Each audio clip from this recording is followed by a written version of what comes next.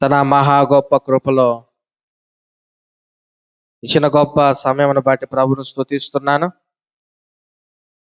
మరి ప్రత్యేకమైన సమయమును బట్టి దేవాతి దేవునికి కృతజ్ఞతాస్తుతులు చెల్లిస్తున్నాను. చేరువచ్చిన మీకు అందరికి కూడా ప్రభు అయిన యేసుక్రీస్తు నామములో వందనాలు. అందరికి వందనాలు.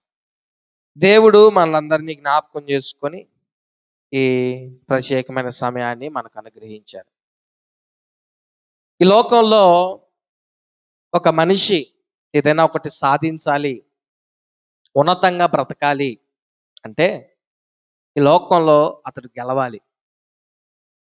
ఒక మెడల్ సాధించాలి ఒక మనిషి, అతడు ఆటల పోటీల్లో అయితే క్వార్టర్స్ గెలవాలా, సెమీఫైనల్స్లో గెలవాలా, అలాగే ఫైనల్స్లో కూడా గెలిస్తే మెడల్ వస్తుందో, షీల్డ్ వస్తుందో, పథకం వస్తుందో, లేకపోతే రికార్డు బ్రేకింగ్ చేశాడని చెప్పి ఒక గిన్నీస్ వరల్డ్ రికార్డులో పేరు నమోదు అవుతుందో, ఏదో జరుగుతుంది. చదువులో కూడా అంతే. ఒక తరగతి పాస్ అయితేనే మరొక తరగతికి అతను వెళ్తాడు.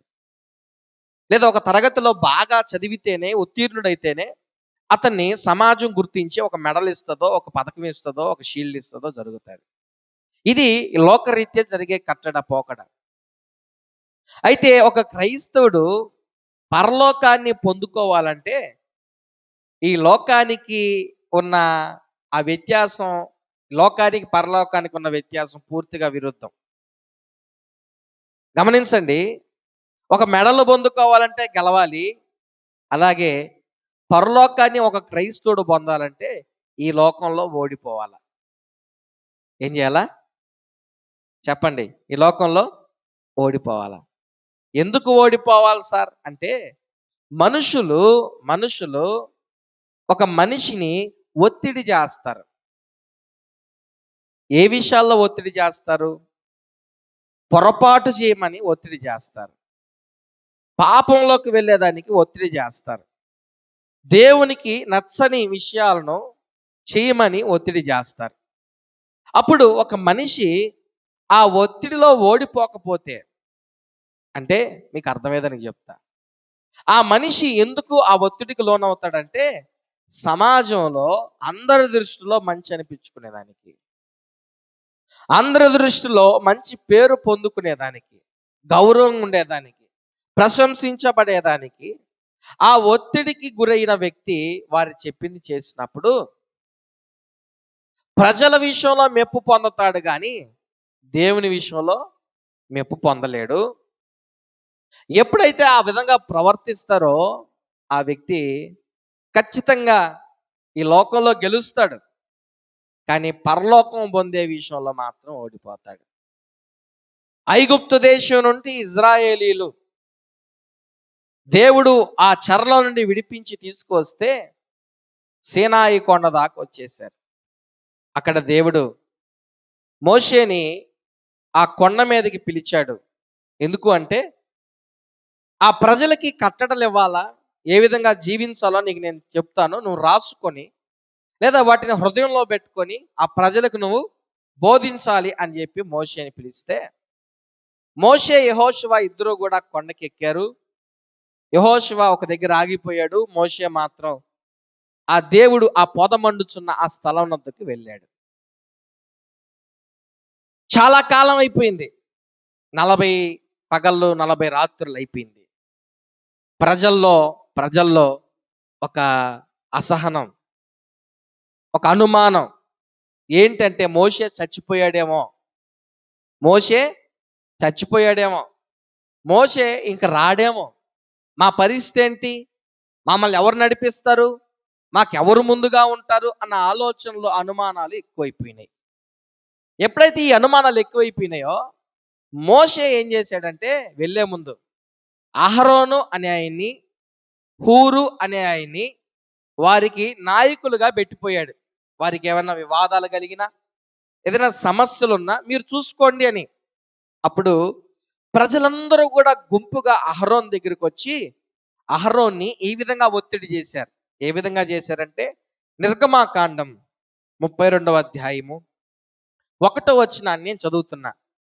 నిర్గమాకాండం 32వ అధ్యాయం 1వ వచనం. మోషే కొండ దిగకుండా తడువు చేయట ప్రజలు చూచినప్పుడు ఆ ప్రజలు అహరోనొద్దకు కూడి వచ్చి, లెమ్ము, మా ముందర నడుచుటకు ఒక దేవతను మా కొరకు చేయము.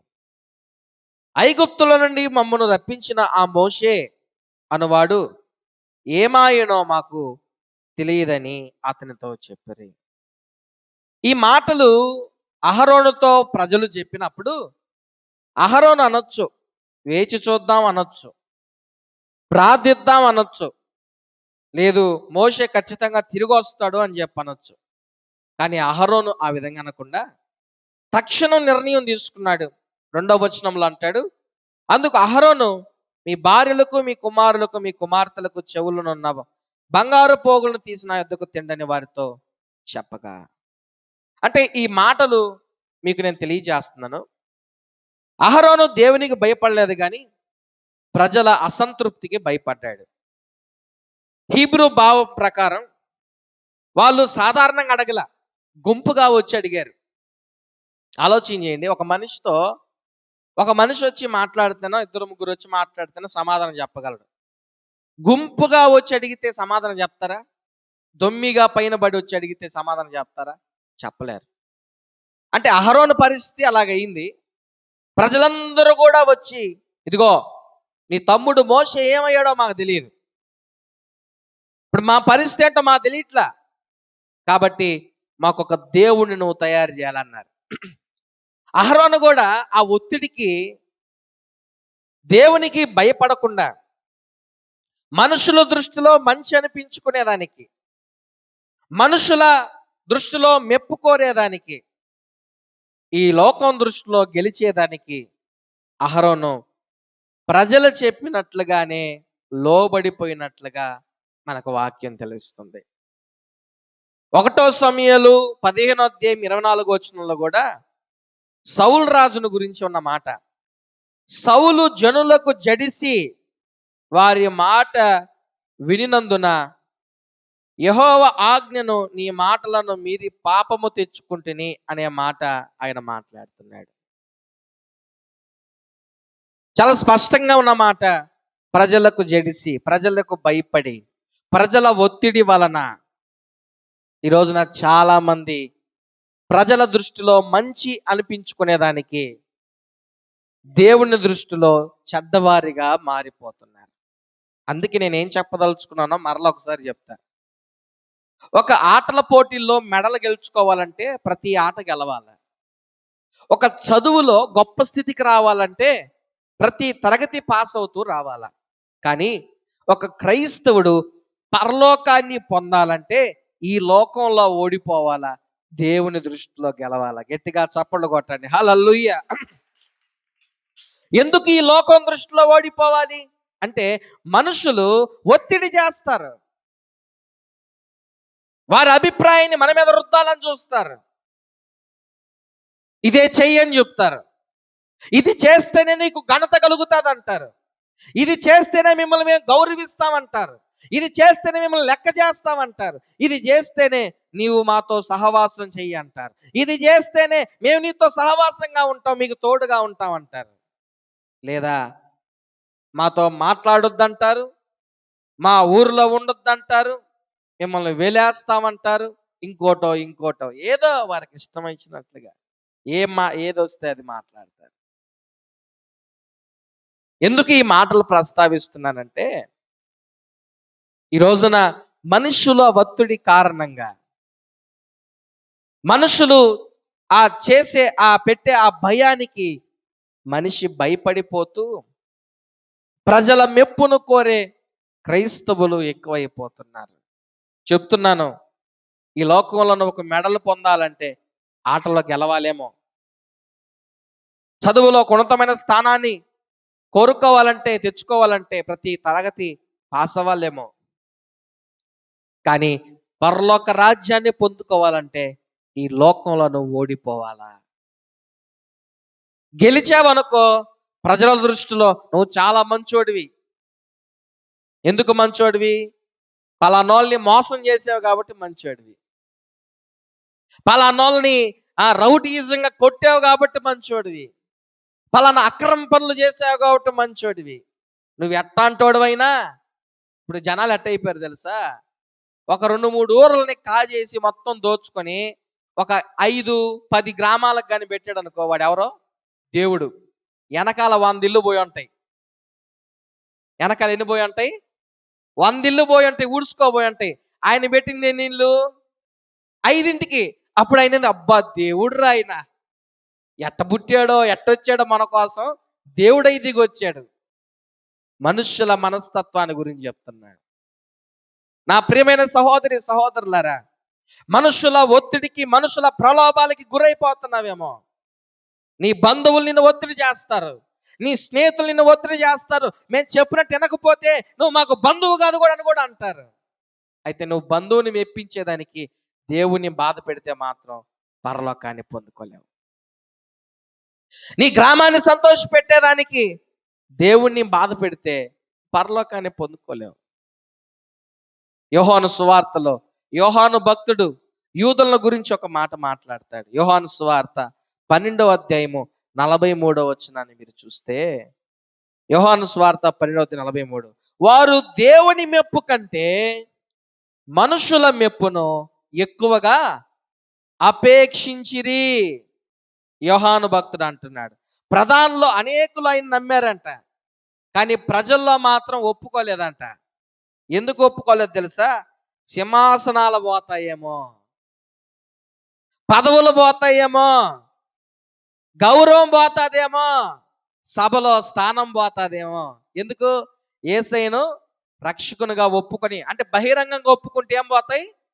సింహాసనం పోద్ది, పదవి పోద్ది, గౌరవం పోద్ది, ప్రజల్లో విలువ పోద్ది.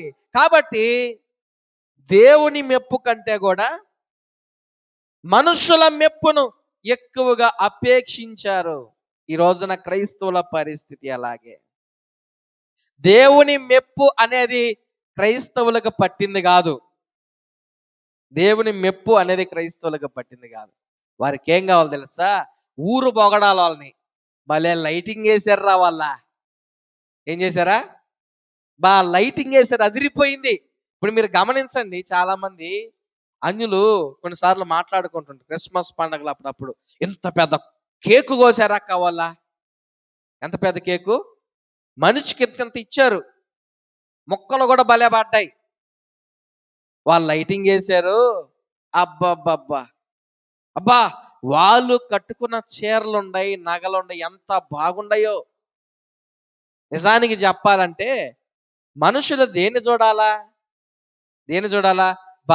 ఆ సంఘం ఎంత భక్తి కలిగింది, ఎంత ప్రార్థన చేస్తున్నారు, అక్కడ ఆ వాక్యం ఎంత బాగుంది, ఎంత శ్రద్ధగా ఆలకిస్తున్నారు, సంఘానికి ఎంత లోబడుతున్నారు, వీటిని బట్టి ప్రభువు మెచ్చుతాడా? లైటింగ్ బాగుంది, డెకరేషన్ బాగుంది, ఇంత పెద్ద కేక్ పెట్టారు, ఇన్ని మొక్కలు వేసారు అని చేస్తేనే మాకు దేవుడు మెప్పు కోరుతాడా? దేని బట్టి దేవుడు ఇష్టపడతాడు? చెప్పండి, చెప్పండి అమ్మా. దేని బట్టి ఇష్టపడతాడు? నీ భక్తి జీవితాన్ని బట్టి కాదా? ఎందుకు ఈ మాట చెప్తున్నానంటే, ఇక్కడ యోహాను భక్తుడు అన్నాడే అక్కడ యూదుల గురించి, ప్రజల మెప్పు, దేవుని మెప్పు కంటే ప్రజల మెప్పుని ఎక్కువ అపేక్షిస్తున్నారు, కోరుకుంటున్నారు. చెప్తున్నా లోకం దృష్టిలో నువ్వు గెలవచ్చు, లోకం దృష్టిలో నువ్వు మెప్పు పొందొచ్చు, లోకం నిన్ను గురించి చప్పట్లు కొట్టచ్చు, గొప్పోడు అని చెప్పచ్చు, జ్ఞానవంతుడు అని చెప్పచ్చు. కానీ చెప్తున్నా నీవు లోకంలో గెలిస్తే పరలోకం పొందే విషయంలో ఓడిపోతావు. ఎందుకంటే మనుషులకు నచ్చినట్టు నువ్వు జీవిస్తున్నాం కానీ దేవునికి నచ్చినట్టు నువ్వు జీవించట్లేదే. ఈ రోజున మొదటి కారణం ఇది. మనుషుల ఒత్తిడిలో మనం ఈ లోకపరంగా ఓడిపోవాలా, లేదంటే పరలోకాన్ని మనం పొందుకోలేం. రెండవ విషయాన్ని మీతో నేను పంచుకుంటున్నాను. రెండవది, ధనం విషయంలో మనిషి ఓడిపోవాలి. ధనం విషయంలో బైబిల్లో ఉన్న మాట ఏంటంటే, మత్తయి సువార్త 16వ అధ్యాయం 26వ వచనం, ఒక మనుషుడు లోకమంతయు సంపాదించుకొని తన ప్రాణమును పోగొట్టుకుంటే అతనికి ఏమి ప్రయోజనము? ఒక మనుషుడు తన ప్రాణముకు ప్రతిగా ఏమీ గలడు? అంటే ఒక మనుషుడు లోకమంతా సంపాదించుకున్నాడు. సంపాదించుకొని ప్రాణం పోగొట్టుకుంటే ఏం ప్రయోజనం? ప్రాణానికి మించిన విలువైనది ఈ లోకంలో ఏదైనా ఉందా? ఏదీ లేదు. అంటే ఎందుకు ఈ విషయాన్ని చెప్తున్నానంటే, కొంతమంది వారి కెరీర్ కోసం సత్యాన్ని వదులుతున్నారు. కెరీర్ కోసం. కొంతమంది లాభం కోసం నీతిని వదులుతున్నారు. కొంతమంది ప్రమోషన్ కోసం సాక్ష్యం వదులుకుంటున్నారు. లోకంలో గెలుస్తారు, కానీ ఆత్మలో ఓడిపోతారు. నీతి తప్పి ధనాన్ని సంపాదించాలని, సాక్ష్యం కోల్పోయి ధనాన్ని సంపాదించాలని, కెరీర్ కోసం సత్యాన్ని వదిలి ధనాన్ని సంపాదించాలని సంపాదించుకుంటాడు. ఆ సంపాదనతో ప్రాణాన్ని, కొంచెం ఆయుష్ను పొడిగించుకోగలడా? పొడిగించుకోలేడు. మనిషి పోరాడుతున్నాడు, ప్రాకులాడుతున్నాడు. ఆ ధనం విషయంలో దేవుణ్ణి మర్చిపోతున్నాడు. ఒక మాట చెప్తున్నా, ధనం చెడ్డది కాదు. డబ్బు అనేది చెడు కాదు. డబ్బును ప్రేమించడమే చెడ్డ. ధనం అనేది మంచిదే, మన అవసరాలు తీరుస్తుంది, మనకు అవసరమే.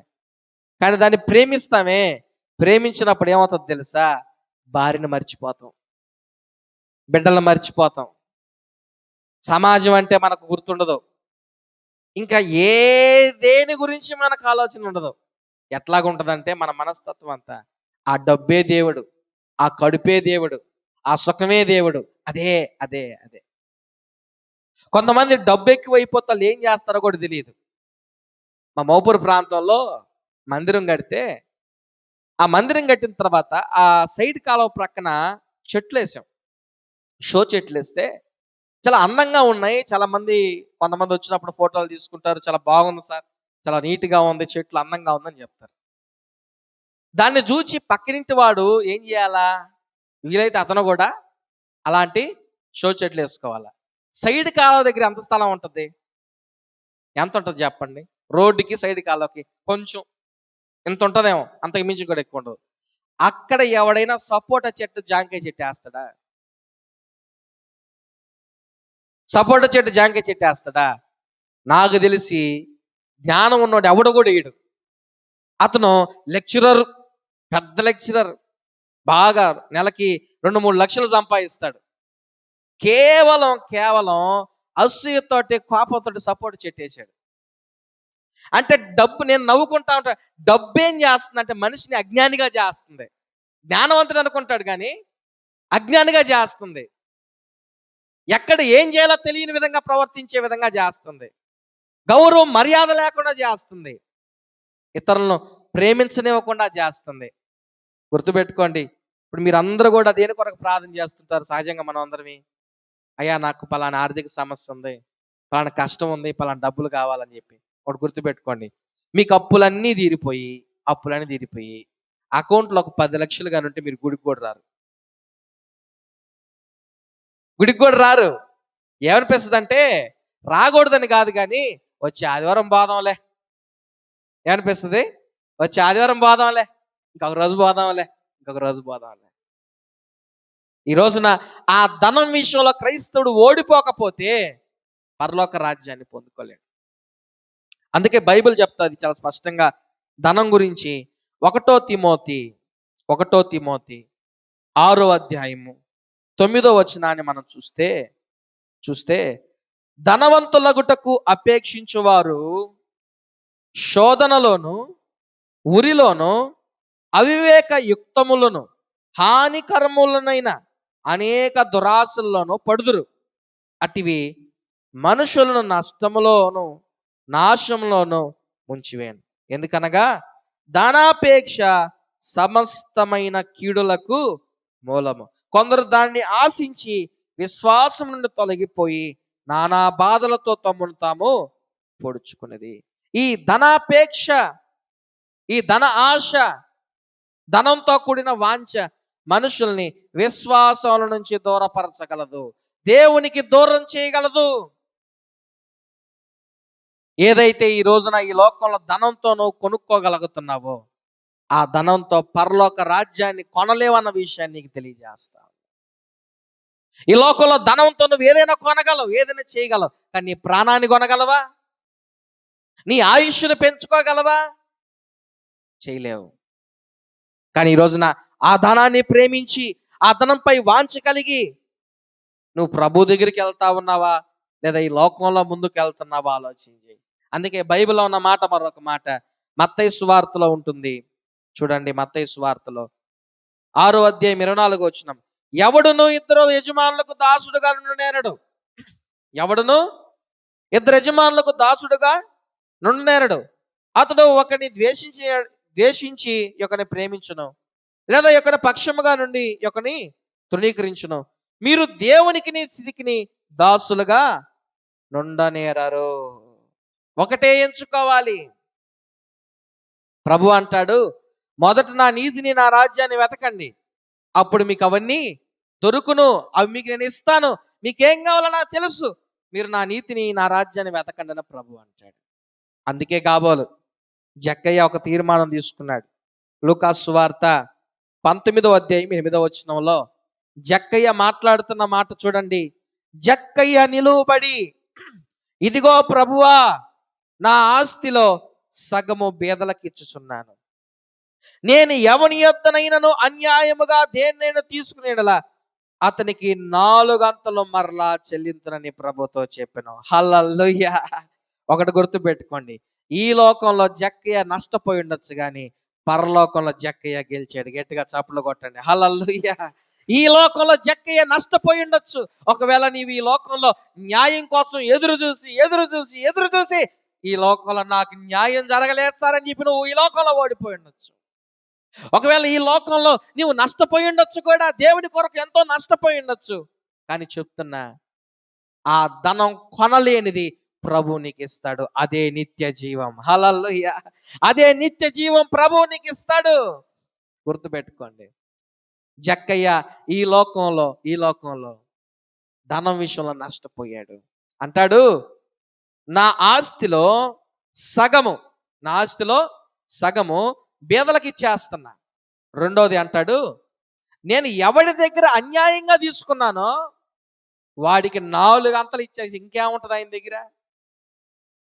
ఇప్పుడు సగం వచ్చి బేదలకు ఇచ్చేసే, సగం వచ్చి ఎవరి దగ్గర అన్యాయంగా తీసుకున్నాడో 4 అంతలకు ఇస్తానంటే ఇంకేముంటది. ఆయన ఉద్దేశం ఏంటో తెలుసా? ప్రభు విషయంలో నన్ను ఏది ఎడబాటు చేస్తాదో, ఏది రక్షణలోనికి రానికుండా చేస్తాదో అది నా ఇంట్లో ఉండేదానికి వీల్లేదు. హల్లెలూయా. అది ఆయనకు ఉద్దేశం. ఇంతకాలం దాన్ని బట్టి దేవునికి దూరం అయిపోయాను. నా కళ్ళు మూసుకోపోయాయి. ఇళ్ళ పక్కన సాక్ష్యం కోల్పోయి ఉన్నాను. సమాధానం లేదు. 10 మంది నా గురించి చెడ్డగా మాట్లాడుకుంటున్నారు. అది నాకు అక్కర్లేదు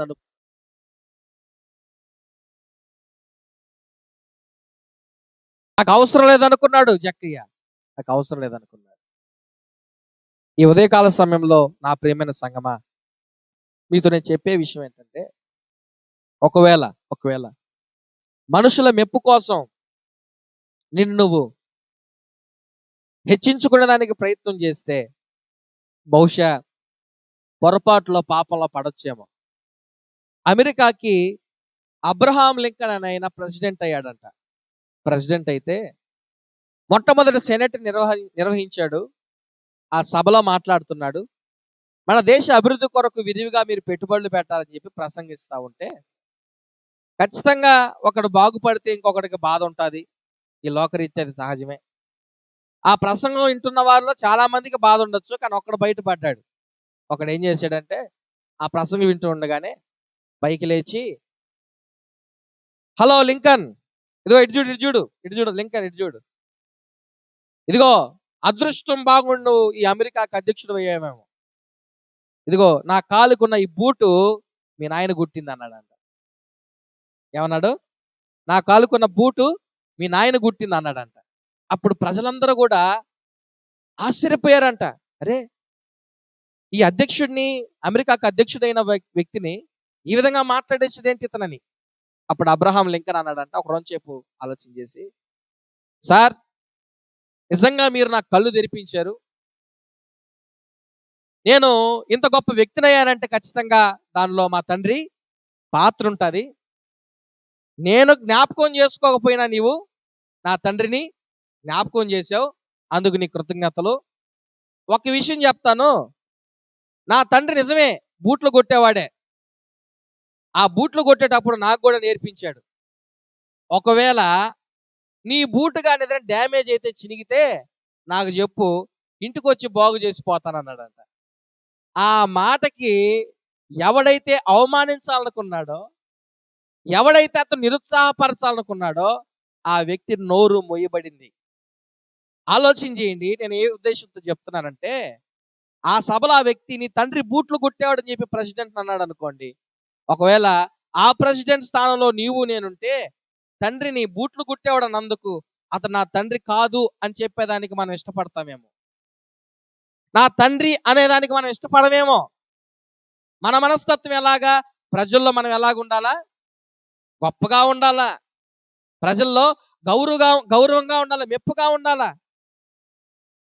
అది ఎలాంటి పరిస్థితి అయినా సరే, ఇతను నా తండ్రి కాదనుకున్నా సరే, ఈమె నా తల్లి కాదనుకున్నా సరే, ప్రజల్లో నాకు మెప్పు కావాలి.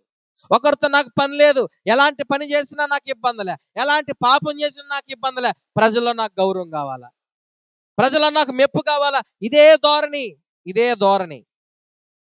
అయితే ఆ విధంగా ఈ లోకంలో ముందుకు కొనసాగే క్రైస్తవుడు ఈ లోకంలో మెడలు గెలవచ్చు, పథకాలు గెలవచ్చు, గిన్నీస్ వరల్డ్ రికార్డ్స్ లో కూడా పేరు నమోదు చేసుకోవచ్చేమో కానీ పరలోక రాజ్యంలో మాత్రం పేరు నమోదు కాదు. పరలోక రాజ్యం దరిదాపుల్లో కూడా అతడు పోలేడు అనే విషయాన్ని ఈ సమయంలో చెప్తా ఉన్నాను. ప్రజల మెప్పు కొరకు నువ్వు చేసే ఆ ప్రాకులాట ప్రయత్నం ఏదైనప్పటికీ నీ జీవితాన్ని ప్రభువుకు దూరంగా చేయగలదు. ఈ రోజున నా ప్రియమైన స్నేహితులారా, సహోదరులారా, ప్రభు మీతో మాట్లాడుతున్న మాట ఏంటంటే, ఈ రోజున లోకంలో గెలిచేదానికి దేవుని ప్రక్కన పెడుతున్నావా అని. ఒక దైవ సేవకుడు అంటున్న మాట ఏంటో తెలుసా? ఒక దైవ సేవకుడు అంటాడు, మనుషులు మెప్పించడానికి జీవించినప్పుడు దేవుని స్వరాన్ని కోల్పోతాడంట. ఎప్పుడైతే ఒక మనిషి లోకంలో మెప్పు పొందేదానికి ప్రయత్నిస్తాడు, అప్పుడు దేవుని స్వరాన్ని కోల్పోతాడు. ఇంకొక దైవ సేవకుడు అంటాడు, నన్ను దేవుడు అంగీకరిస్తే ప్రపంచం తిరస్కరించినా నాకు నష్టం లేదంటాడు. దేవుడు అంగీకరించేదానికి ఈ రోజున నీవు ఇష్టపడుతున్నావా? ప్రజలు మెప్పు కొరకు నువ్వు ఇష్టపడుతున్నావా అన్న విషయాన్ని నీవు గమనించాలా. గిన్నిస్ వరల్డ్ రికార్డులో ఒక అతను పరుగు పందెం పరిగించవలసిన పరిస్థితి ఉంది. ఆ పరిస్థితి ఏర్పడినప్పుడు ఆదివారం రోజు ఆ పరుగు పందెం పరిగెత్తాల. ఆ రోజు నేను పరిగెత్తనన్నాడంట. అందరు నవ్వారంట, ఇదేంది పిచ్చోడు, ఆ గేమ్ ఇంతవరకు కష్టపడ్డావు కదా, ఏంటి చేయలేకపోయావు అంటే, నాకు ఆ రోజు ఆరాధన ఉంది, మందిరం ఉంది, నేను పరిగెత్తనన్నాడంట. ఆరాధన ముగించుకున్న తర్వాత అతడు పరిగెత్తి ఆ రేసు పూర్తి అయిపోయింది. మరలా ఇంకో ఫార్మేట్ అంటే 100, 200, 400 ఇట్లా పెడతారు. అతను ఫార్మేట్ అది కాకపోయినా 400 మీటర్స్ అతను పరిగిస్తే బంగారు పతకం కొట్టాడు. ఎందుకు ఈ విషయాన్ని చెప్తున్నానంటే, దేవుని కొరకు మనం ఏదైతే ఈ లోకంలో వదులుకుంటామో, విడిచిపెడతామో, దానికంటే గొప్పది ప్రభు మనకిస్తాడు. దానికంటే అధికమైన మేలును ప్రభు మనకిస్తాడు. ఈ ఉదయకాల సమయంలో మీతో నేను చెప్పేదానికి ప్రయత్నం చేస్తున్నాను. ప్రజలు నిన్ను ఒత్తిడి చేస్తారు, అహరోను చేసినట్లు. సౌలు రాజును ఒత్తిడి చేసినట్టు ప్రజలు నిన్ను భయపెడతారు కూడా. కానీ నీవు ప్రజల మెప్పును కోరుకున్నావంటే, ప్రజల యొక్క ఘనతను కోరుకున్నావంటే, ఈ లోకంలో గెలవచ్చేమో కానీ పరలోక రాజ్యాన్ని పొందుకోలేము. ఒకవేళ ఈ లోకంలో నీవు ఈ లోకపరమైన ఆశలు బట్టి, ఈ లోకపరమైన వాంఛలను బట్టి ఘనత కొరకు ధనాన్ని కోరుకుంటూ ఆ ప్రకారంగా ముందుకు కొనసాగేవంటే, ఒకవేళ ఆ ధనం నేను ఏం చేస్తుందంటే విశ్వాసం నుంచి దూరం చేయగలదు. అటు నీ జీవితాన్ని ఇంకా చిన్నాభిన్నం చేస్తుంది. అలాంటి పరిస్థితి ఒకవేళ నీ జీవితంలో ఉందేమో, ఈ ఉదయకాల సమయంలో ప్రశ్న వేసుకొని ప్రభు స్ఫురణ సంఘంతో అంటాడు, మరణము వరకు నమ్మకస్తుడవయ్యుండు, నేను నీకు జీవ కిరీటం ఇస్తాను అంటాడు. దేవుని వాక్యంలో ఉన్న మాట. ఈ లోకంలో పరుగు పందెంలో చాలా మంది పరిగెస్తున్నారు. వారు క్షయమైన కిరీటం కొరకు, మనం అక్షయమైన కిరీటం కొరకు అని ప్రభువు మాట్లాడతాడు. ఒకవేళ ఈ మాటలు వింటున్న నా ప్రియమైన స్నేహితులారా, క్షయమైన కిరీటానికి అక్షయమైన కిరీటానికి చాలా వ్యత్యాసం ఉంది.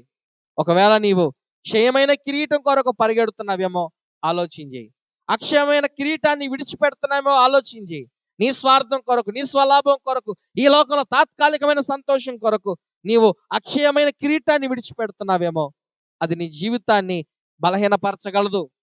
నీ జీవితానికి విలువ లేకుండా చేయగలదు. అటు స్థితి నీ జీవితానికి రాకుండా ఉండేదానికి ఒక తీర్మానం తీసుకుందాం. తల వంచుదాం, కళ్ళు మూసుకుందాం. మనమందరం కూడా ప్రార్థిద్దాం. ప్రభు పాదాల చెంత